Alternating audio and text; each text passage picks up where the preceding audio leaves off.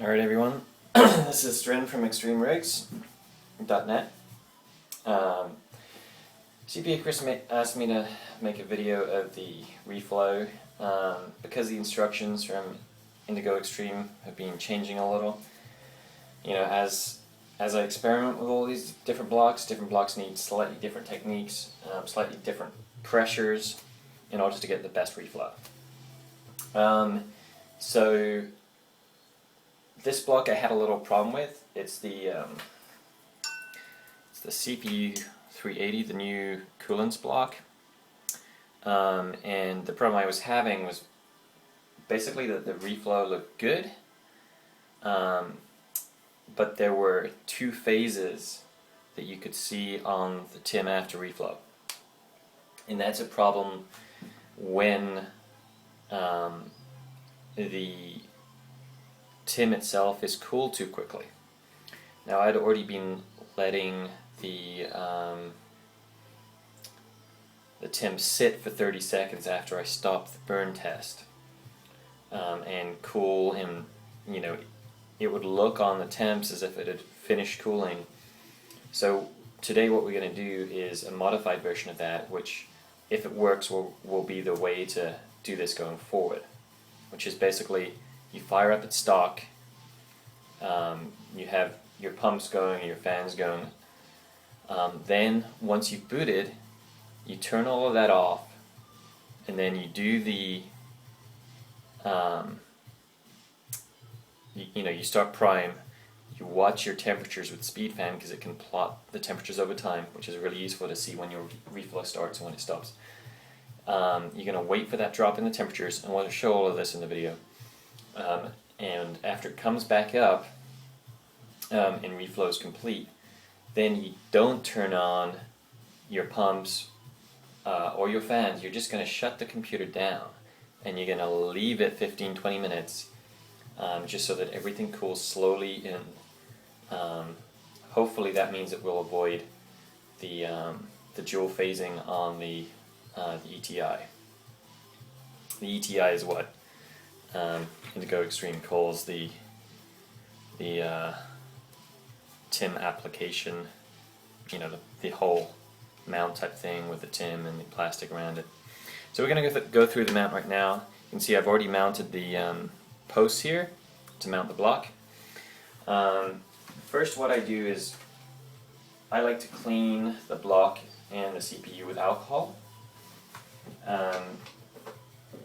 Indigo Xtreme, when you buy the kit, you get gloves and you get a bottle of their Indigo Xtreme cleaner, which is pretty solventy. So it's really good at cleaning, but I like to give a pre-clean with alcohol because I don't like to wear the gloves, because I have to install these blocks so many times that I don't want to buy 10,000 gloves and go through them. So this is kind of good enough to me. I do my fingertips, and then I do the block, and I do the CPU core. So I just use regular kitchen towel for this part, but because kitchen towel leaves residue, then I use the real Indigo Xtreme wipes and the real Indigo Xtreme surface cleaner. So you can see here's actually a bigger bottle of it. The one you get with the kit is smaller, but they sent me a bigger bottle because I do a lot of this. And they send you these lint-free wipes, so we're just going to do that real quick. And don't leave the top off this bottle for long, this stuff evaporates so fast.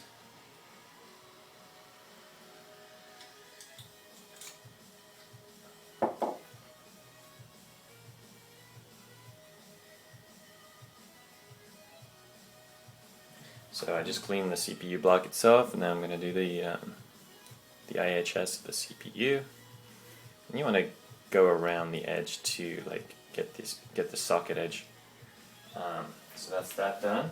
Now we're going to install the IHS itself, not the IHS, the ETI. So when you get the ETI out of the box, you'll see there's two sides to it.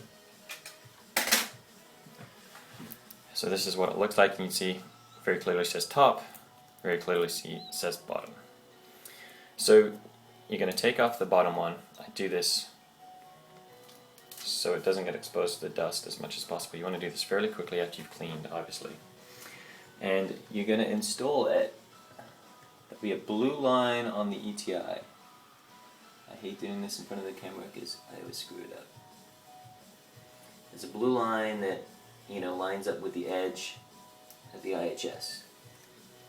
You're going to pop it down, you're going to run around the outside, and you're going to make sure it's stuck properly to the IHS. And the reason you do this is so that when reflow occurs, what I mean by reflow is this lump of metal here is going to melt, and it's going to flow across the chip, and it's going to stick to both the chip and the CPU block, and that's what we mean by reflow. It's a term from soldering, this TIM could basically be considered a low melt point solder effectively. I mean, it's, I'm sure chemically and material wise it's very different, and that's probably going to offend the Indigo Xtreme guys, but it's an easy way of thinking about what it is. So you can see it's been a while just like tapping down around the edge so that the adhesive plastic is stuck to the IHS, because you really don't want this TIM falling out the wrong side. The idea is that it's prevented from rolling out these sides and instead flows this way. It's normal to get some balls of it outside the edge on this side. That's totally normal. That's really why the plastic extends so far around, so that it can catch the any extra, so it doesn't go down in the socket. This is also why it's important to do this horizontally. If you try and do this vertically, all of this is basically going to roll out. The other thing to bear in mind, this thick side goes towards the GPU, and the reason for that is on the 3930K there is a little hole here, and you don't want the TIM going down there. So there's actually, you know, the adhesive plastic actually has a little cutout that goes around that so that it covers that hole. I don't know if it's actually a problem if it goes down there, because, you know, conductive TIMs seem to go down there just fine without a problem, but you know, Indigo Xtreme's a little different, so they've covered that for a reason, so just make sure it's that way around. So now we're going to mount our CPU block, and so before you put that on, you're going to see we still have the top layer plastic protector here. We're going to take that off immediately before we put this on so that we don't get dust in there. So I'm going to slide this on, and then we're going to put the I'm going to put the plastic washers on, followed by the springs, and then the thumb nuts. This is going to be quite a long video because it's a fairly long process. You know, this isn't like regular TIM where you apply it in 10 seconds, mount your block, and you're done. So what I'm now going to do, you can see here I marked, you know, I just scratched off some of the paint on the top of the thumb nut here with a line, and that means this way I can easily count the number of turns that I'm doing on the thumb screws. I do this because it's an easy way for you guys to correlate with me the amount of pressure to put on the block. If you put too little pressure, you're going to see holes in the reflow. If you put too much pressure, the reflow is going to be too thin, and that can cause other problems. So generally too thin isn't as big a deal as too thick, but in general you don't need as much pressure as you would with most TIM.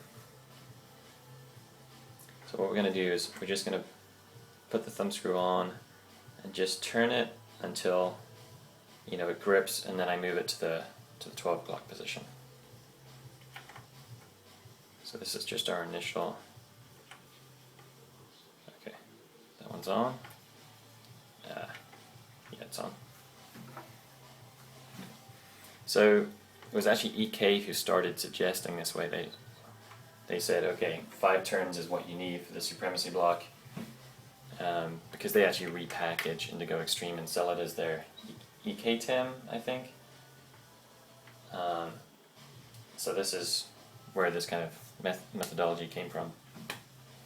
So we've got the thumb nuts just installed, and now we're going to do 7 full turns in a crosswise pattern. So, you know what, I'm going to move the camera real quick so that my hands don't get in the way.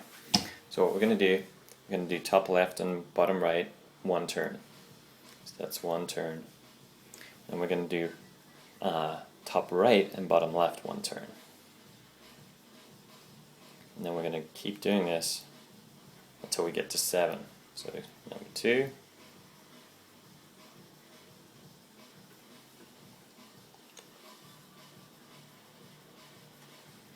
Number 3.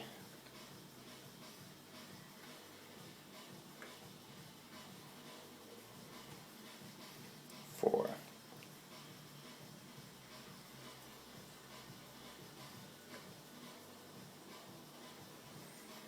5.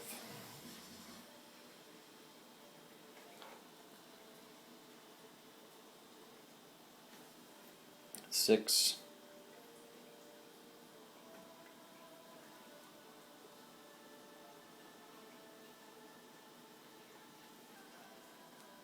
7.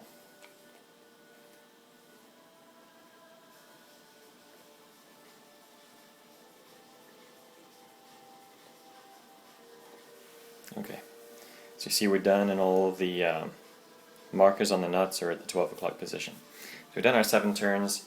Now I'm going to reconnect my quick disconnects. One of these is a little stiff, and that's because I dropped it. So it's not entirely circular, so it's a bit of a pain. So not all quick disconnects are quite this stiff to get on. I'm sure someone will post in the comments that's what she said. Hopefully that's on properly. I should probably buy a replacement, but there you go.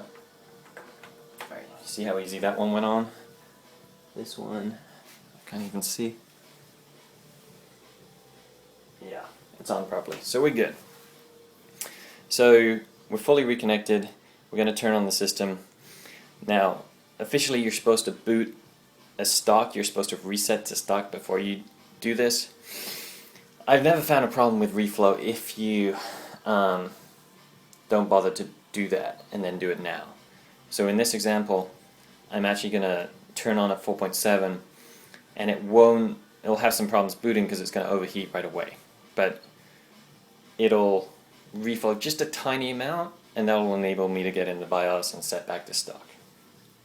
So technically you should do that, but if anything, I seem to have had a bit of better luck doing it this way, so just bear that in mind. So I'm going to move the camera so you can see the monitor. My monitor's rotated, so it's a bit hard to see. Alright, so turn this bad boy on.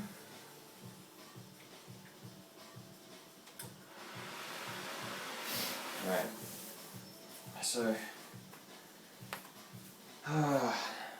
so the Rampage 4 board always seems to do that for me. I don't know if you heard of it, you could. The fans basically would turn on for a second and then stop, and then it'll restart. So now it's trying to get to the BIOS, and it may restart. Typically it normally restarts an extra time here just because it overheats and it can't make it.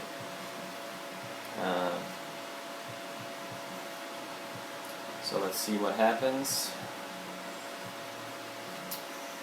Come on. Yeah, so it restarted once. I'm just watching the debug LEDs. Okay, screen's coming on. Screen's going off. Yeah, it just kind of. Screen's coming on. You're gonna get me a.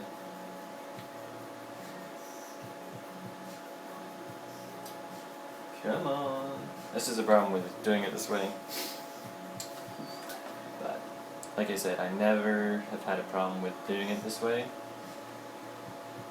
In fact, I usually have more problems when I reset it to stock, so. Come on. Turning on. Turning on. I feel like I'm talking to a pet. Anyway. Alright. Let's reset it. See if we make it this time.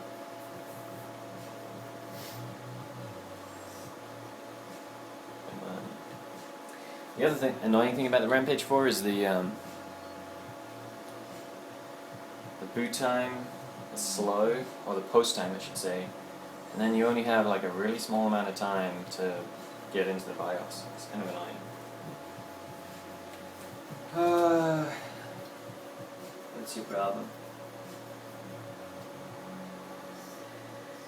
Yeah, it's stuck on 34, which is a bad sign. Let's just turn it off for a second. So of course the one time when I'm videoing this it doesn't go as smoothly as it should. So yeah, you guys probably shouldn't do it this way, because that's not how Indigo Xtreme recommend. But I don't think we're going to have a problem. If we have a problem, I'll have to re-record the video and tell you not to do it this way. So let's see.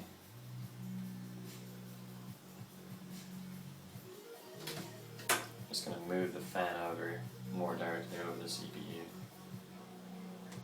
Let's try it. Let's try it again. See if we make it. Now we've let the CPU cool for a second.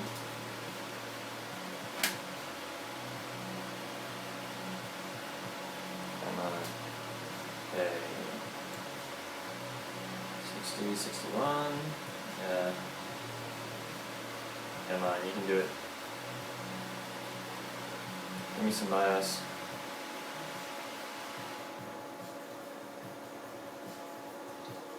$62.99.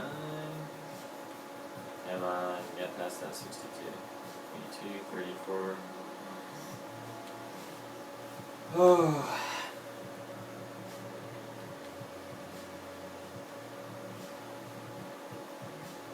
Come on. I'm always fine with this. Why are you giving me trouble now? Just because I'm videoing you? Yeah, you're a piece of work.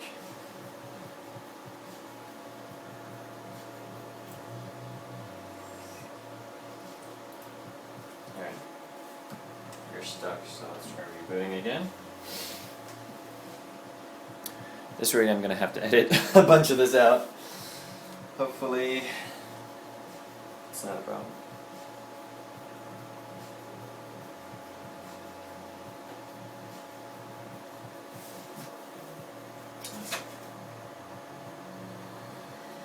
Oh, here we go.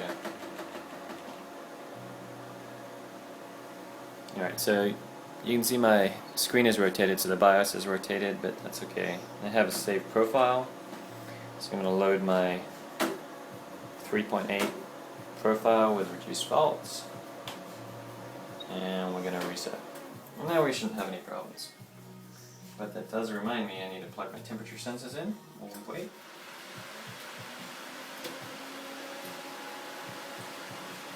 And the reason I'm doing this is really, I just want to measure the water temperature.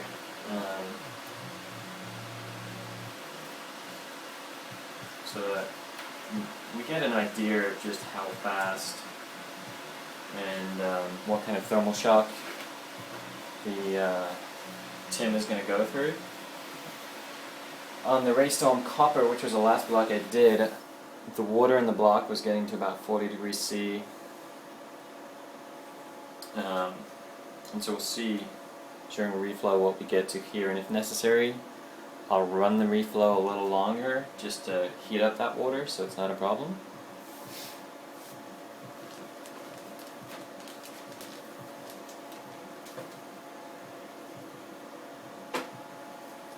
Come on, Windows.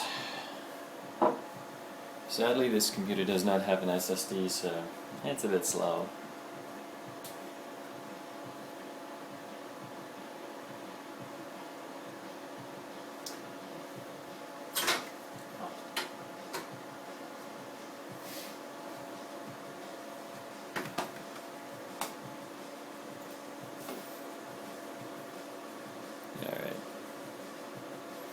Nearly there.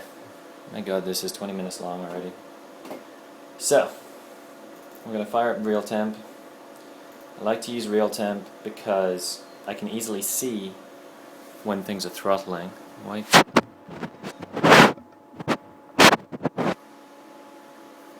This is weird. I can't see anything on the recording. Why is that happening? Okay, you can just about see that. Hopefully that comes out in the real video. I'm not sure if it will. So, I'm using three things here. I'm using my data logger to show the temperatures of the water. Oh yeah, okay, let's reboot. And we're going to put the charts on speed fan, and this enables you to really know when reflow occurs. It just makes it so visual and so obvious that that's really a good thing. So I'm just going to log our temperatures down here. So this one here, the 23.5, that's our ambient, and then temp 2 and temp 4, which are currently 25. I think those are our water temperatures. We'll find out. It will be very obvious. So now I'm going to unplug the pumps, and you'll see the ambient starting to rise. Zoom in.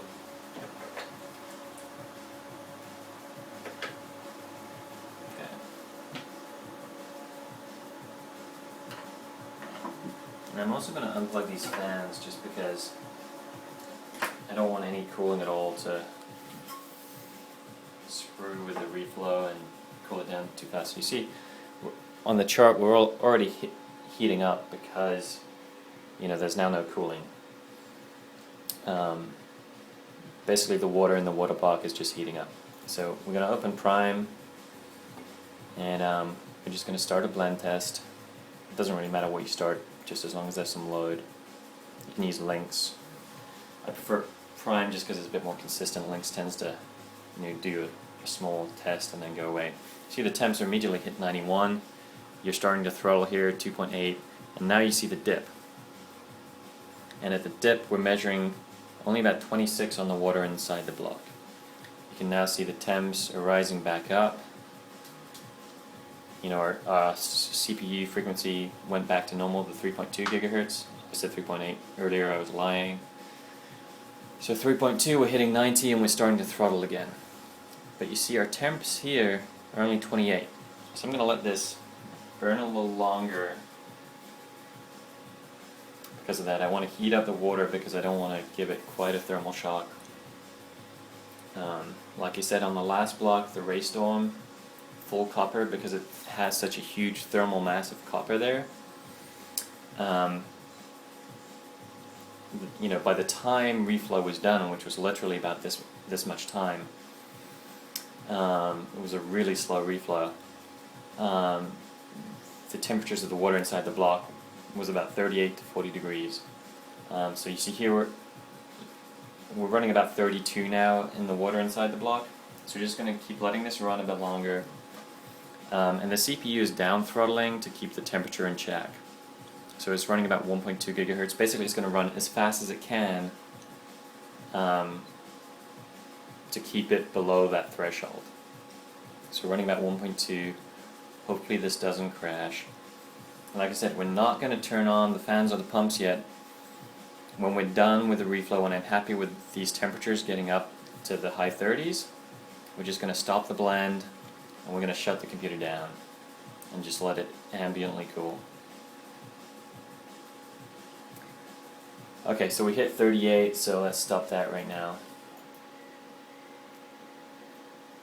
So you see the temps are now dropping, we're back to 3.2 already, and the temps are now 80-ish.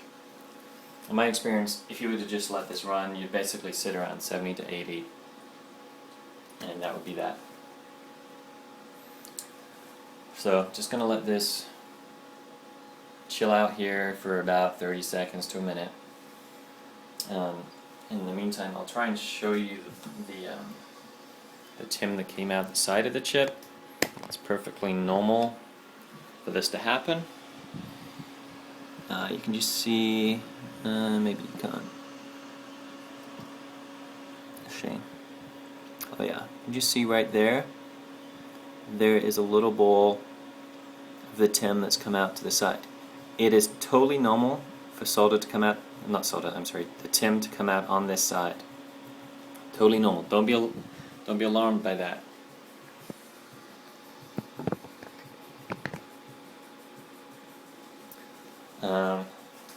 So you see we're still dropping to the 70s.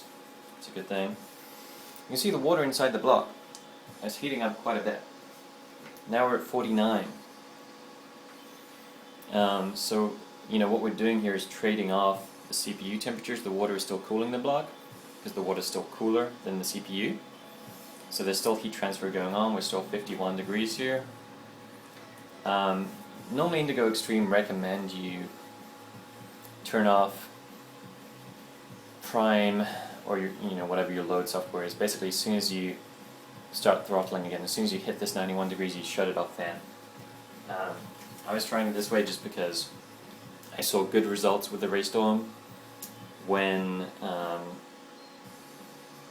hit 40 degrees on the water.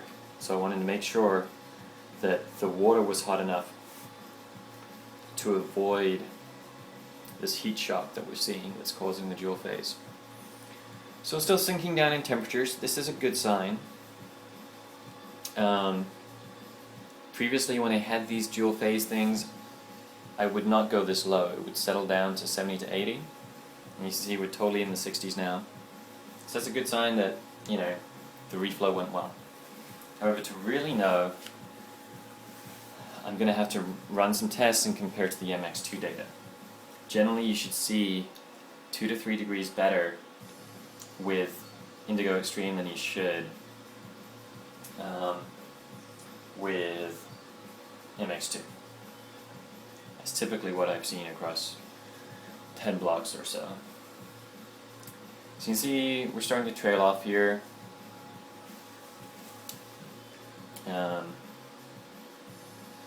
Kind of cooling to the amount that the CPU block with no flow can the amount of heat it can dissipate on its own when the CPU is just idling. You can see our water temperatures are now 53 degrees C inside the block. Interestingly, the other temperature is not that high. I have two temperature sensors.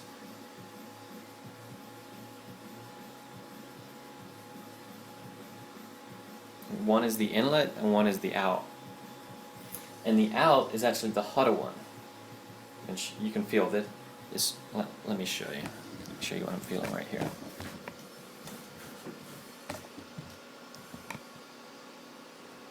I can't even see from there. Let me take this out.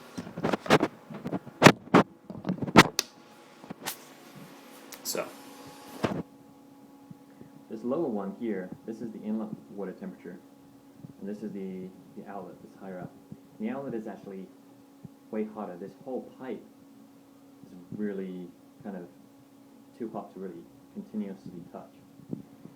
And that's because the outlet is much more thermally connected in terms of heat rising and all that kind of thing to the base. So typically your heat dumps on the outlet, which is a good thing. You kind of want that to happen naturally. So what I'm seeing now is that actually temperatures are starting to rise.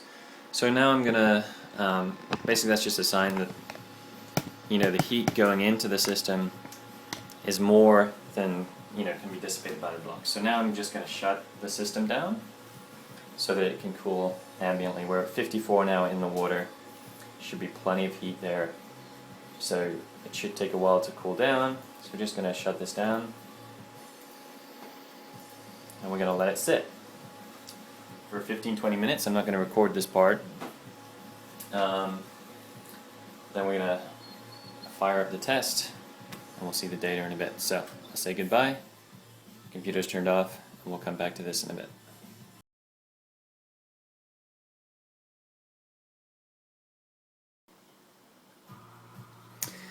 Hey, this is Stran back to try the Indigo Xtreme after the reflow. We're going to turn the computer on now and boot. In fact, I should probably plug everything back in.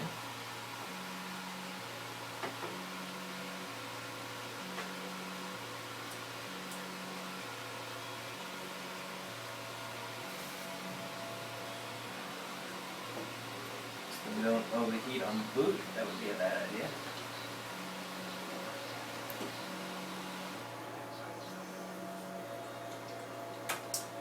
Now we're just going to double check the temperatures are okay.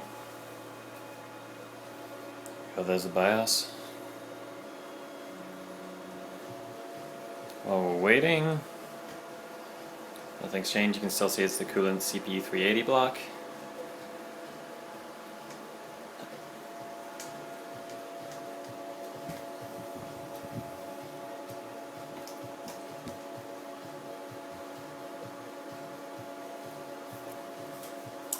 Come on with those.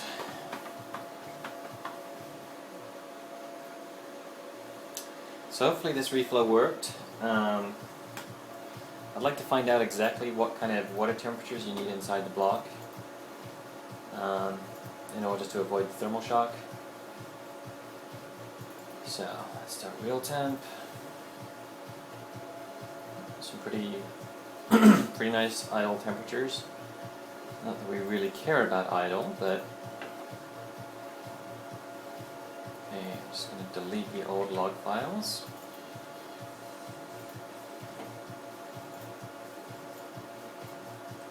Make sure the temperatures are on. So our ambient's about 23, which is pretty low.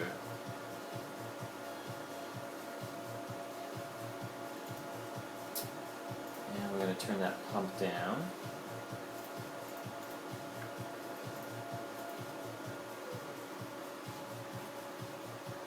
Just let the air bleed out of the reservoir for a second. Get prime up, ready to go. Start logging this. So prime custom test is ready to go. And it looks pretty empty of air now, so let's set that to our normal pump setting. We're going to let this run. Start the test. Ah, crap. Well, I know what I forgot to do, which is to reset the frequency. So we're going to have to reboot to the BIOS. Forgot about that. You know, obviously for the reflow of the TIM, I was running it stock clocks on the CPU. All my testing is done at 4.7, so we got to change that. Kind of a pain.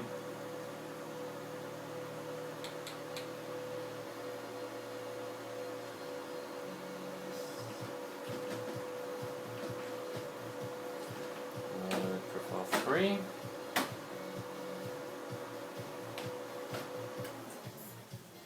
I'm going to reboot.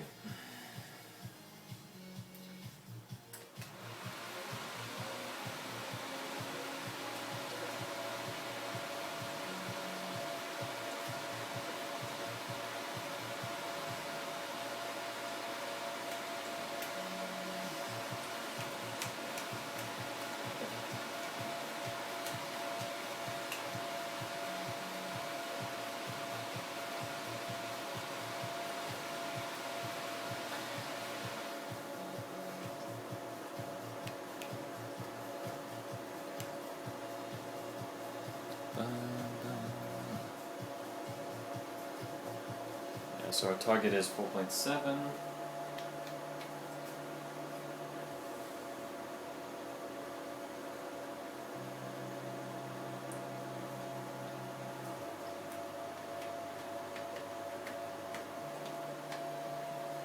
I'm just going to show you this while we wait. Yeah, the pump is so powerful, the MCP35X2, that this is a 400mm reservoir, and you can see how much air it's kicking up in there. You really need to have this thing pretty full to avoid doing this, or turn the pump down. But the single kind of pumping power, which is 39% PWM or thereabouts, it doesn't do this. But when it's kind of this 2/3, 3/4 empty, this will happen. So in fact, I will show you that right now. So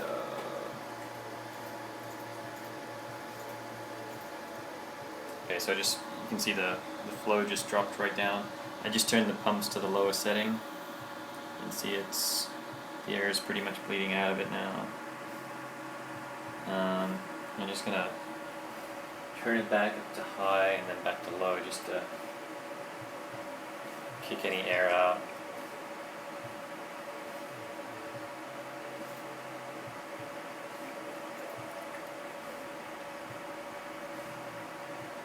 Okay, so now I've set it to the testing level. See, there's a bit of bubbling going on there. I need to buy some more water. So that's annoying. That is what it is. It'll be fine. So let's set this back up, and hopefully we'll get some good temperatures. So that's done. Turn the temperatures on. The ambient is really low in here today. It's a cold day.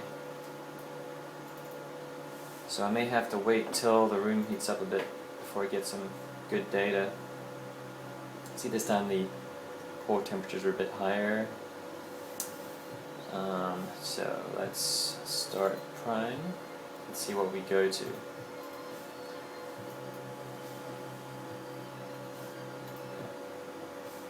So let's zoom in a bit here.